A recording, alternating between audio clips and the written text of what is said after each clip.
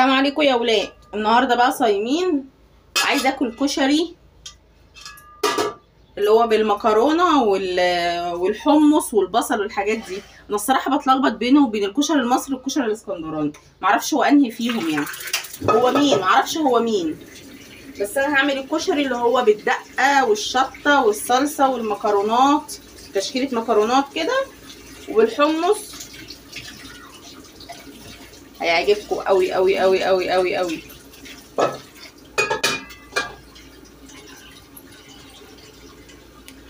اتمنى ان كل حد بيشوف الفيديو يحط لايك واشتراك في القناه ويفعل زر الجرس علشان يوصلك مني كل جديد.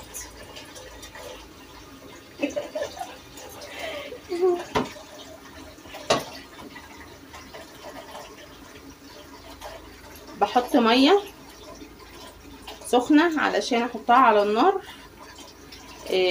تغلي لي المكرونه عشان اسلق المكرونه. انا مره عملت كشري الحله لوحده والله كان طعمه حلو، بس عيالي مش عايزينه، عايزين ايه دربكه كتير كده الله يسامحها.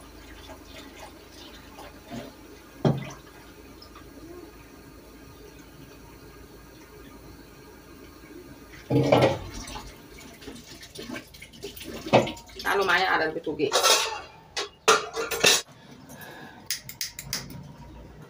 بصوا هحط دلوقتي الميه للمكرونه علشان هسلق هنا المكرونه، وده الحمص. انا كنت سالقه معاكم قبل كده الحمص وعامله معاكم الكشري في رمضان انا وجوزي، بس ايه المره دي بقى بصوا الحمص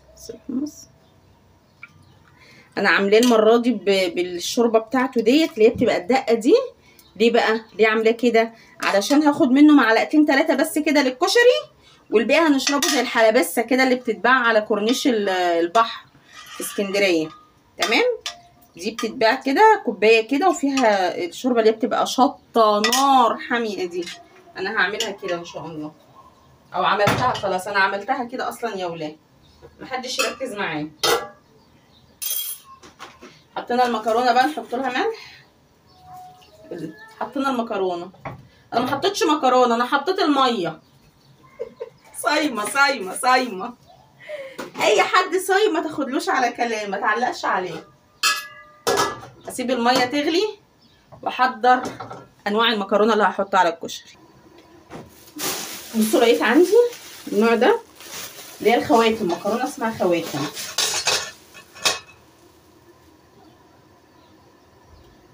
عارفينها دي اللي بحب اعمل بها الكشري، دي اصلا اللي بتعمل بس. حطيها هنا.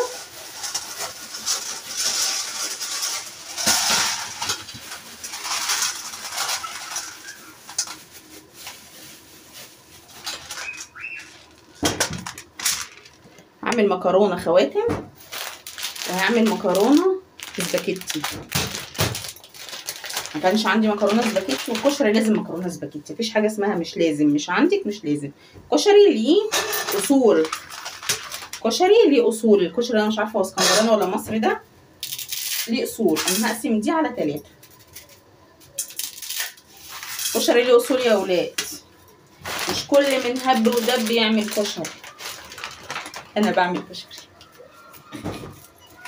انا بعمل كشري والله العظيم 3.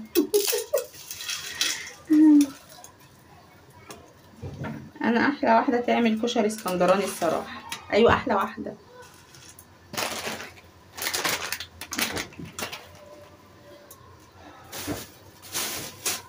فضيت المكرونات على بعض، مستنيه المكرونه. نعيد تاني، فضيت المكرونات على بعض ومستنيه الميه بالملح تغلي علشان اسقط فيها المكرونه. وزي ما انتوا شايفين كده انا صايمه ومتلخبطه ورقي ناشف ومش عارفه انا بقول ايه، فحبيت ان انا اسجل افضل علشان التهييس ما ياثرش عليا وعلى قناتي وعلى مستقبلي. هنا بقى حطيت في الحله دي معلقتين توم، وحطيت كوبايه خل، وحطيت كوبايتين ميه، وحطيت كزبره ناشفه، وحطيت ليمونتين. طبعا الليمون غالي، كيلو ب140 جنيه يا ولاد. الليمون ب140 جنيه، فمش هنحط اكتر من ليمونتين. تمام. هنا كده عملنا الدقه. نعمل بقى اللي حطينا المكرونه وقلبناها. نسيب المكرونه تستوي وايدينا فيها ما بنسيبهاش. فاهمين؟ ايديكي في المكرونه اوعي تسيبيها عشان ما تتعجنش منك. هنا بقى عملت شفشقين طماطم، وحطيت عليهم شويه بابريكا وملح وفلفل وشويه كمون. يبقى هنا انا معايا الدقه اهي بتغلي، شايفينها؟ بصوا بقول لكم الدقه اهي خلاص كده لازم نطفي عليها، مش هنسيبها تغلي. تمام. وايديا على طول في المكرونه زي ما انتم شايفين علشان ما تنهريش مني. اسيب بقى الصلصه تغلي وتتسبك، واصفي التوميه اللي هي الدقه ديت. دقه الكشري هصفيها علشان ما يبقاش فيها بذر وتوم. هصفيها. وهجيب الطاسه الحلوه دي بقى هعمل فيها الشطه. اهم حاجه بالنسبه لنا الشطه بتاعه الكشري، احنا بنحبه سبايسي. وبرده زي ما انتم شايفين ايدي دايما في المكرونه ما بسيبهاش. بصوا هنا حطيت الزيت وحطيت عليه معلقتين شطه، وهاخد بالمعلقه الكبيره دي معلقتين صلصه علشان تبقى حلوه كده. شايفين؟ هفضيها بقى في الفنجان الصغنطوط ده. هنزل كل اللي فيه كده علشان اللي عايز بقى انا ما عملتش كميه كبيره لان دي شطه ما بنستخدمهاش اصلا يعني. بصوا ما شاء الله جميله خالص، ومحطوط عليها طماطم. برضو ايدي في المكرونه، انا عايزه اقول لكم ايديكي في المكرونه ما تسيبيهاش علشان ما تعجنش منك وتلزق في بعضها. بصوا هنا الطماطم بتغلي اهي.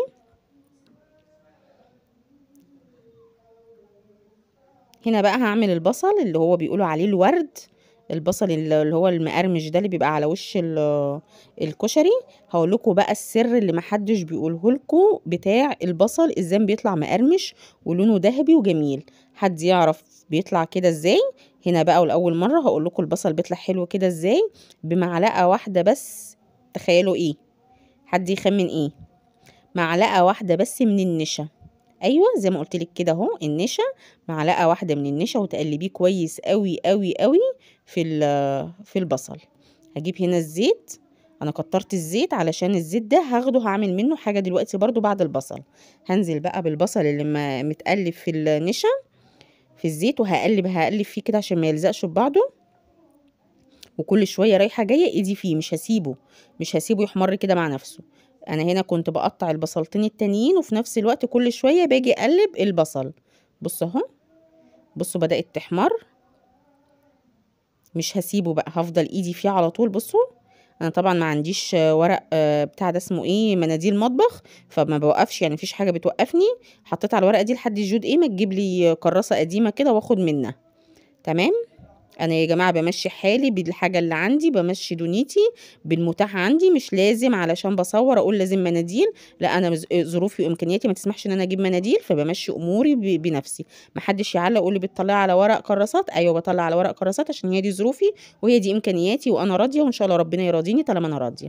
نرجع بقى للبصل ده. برضو كميه البصل التانيه انا تقريبا عملتهم على 3 مرات. برضو متقلبين في النشا علشان بيبقى مقرمش كده وطعمه جميل لاخر واحده. يعني حتى لو بات لتاني يوم بيبقى مقرمش طعمه جميل. عايزه اقول لكم ان احنا اكلنا منه لتاني يوم لان ما شاء الله كميه، يعني الكشري بيرمي كميه.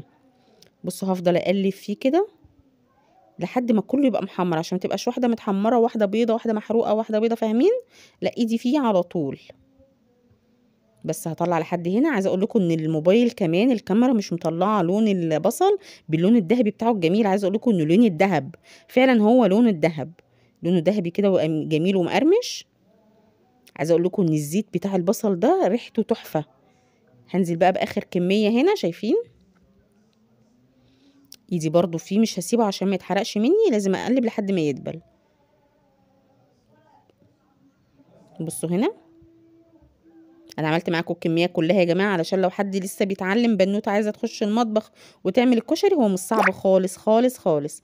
الموضوع بسيط. هو بتقفي شويه في المطبخ بس تمام. بصوا بقى الزيت ده بقول لكم 100 100 مش هنرميه وريحته زي العسل. هنزل بقى بشويه شعريه لان احنا كده عملنا المكرونه وما عملناش الرز بالشعريه. الزيت ده يا جماعه محدش يقول الزان ومش الزان، ريحته تحفه وطعمه عسل عسل، وخساره ان احنا نرميه. هحمر هنا الشعريه، هحمرها لحد ما يبقى لونها حلو وذهبي كده، وانزل عليها بشويه رز. ما كترتش الرز لان احنا عندنا كميه مكرونه حلوه ما شاء الله. برضو الحاجه دي كلها كفتنا يومين ما شاء الله.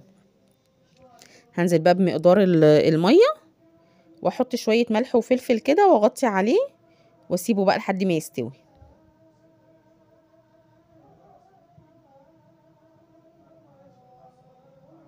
هنا بقى ابو مصطفى كان جه وسبت له هو الكبده يعملها، هو بيحب يعمل الكبده، والصراحه بيعمل كبده حلوه قوي قوي قوي. لو فضلت اقول لكم من هنا للسنه الجايه، لا هو ليه نفس في الكبده كده بتطلع منه حلو، وانا ما بحبش اعملها الصراحه. مش ما بحبش اعملها، لا بسيبه هو اللي يعملها. احلى كبده من ايد ابو طاطا السكره اهو. ايوه زي ما سمعتوا كده هو بيقول على نفسه احلى كبده من ايد ابو طاطا السكره، لان انا دايما اقول له كده احلى كبده من ايد ابو طاطا السكره.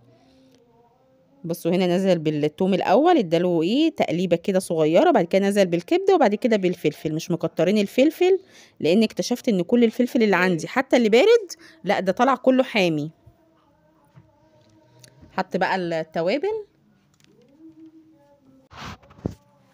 الفلفل والملح وبشرة جوز الطيب،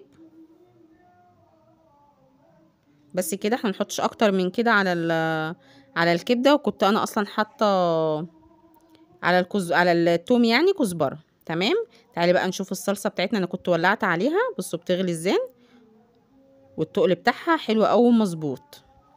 ده التقل بتاع الصلصه يا جماعه بتاعت الكشري، مش بتبقى تقيله ولا خفيفه، لا بتبقى جميله. ابو مصطفى هنا ايه بيسلي نفسه لحد الكبده ما تستوي. بصوا الكبده جميله وجوسي كده مش ناشفه. بس خلاص كده هنغرف بقى.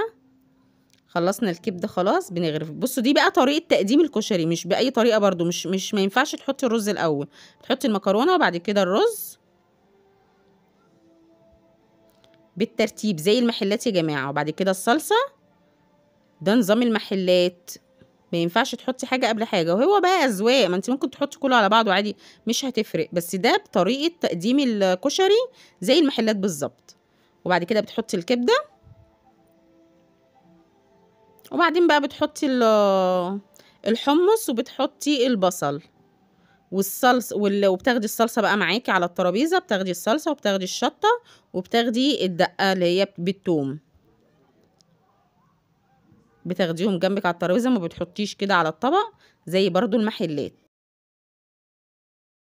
زي كل مره دوق قول لي رايك. شو يعني ملجأ؟ ملجأ مكان اللي ما نبيت. يعني كثير كثير. ودي الدقه، ودي الصلصه، ودي الشطه. طب انت فين قاعده ولا محصره ده ولا محصره ده؟ صحيح.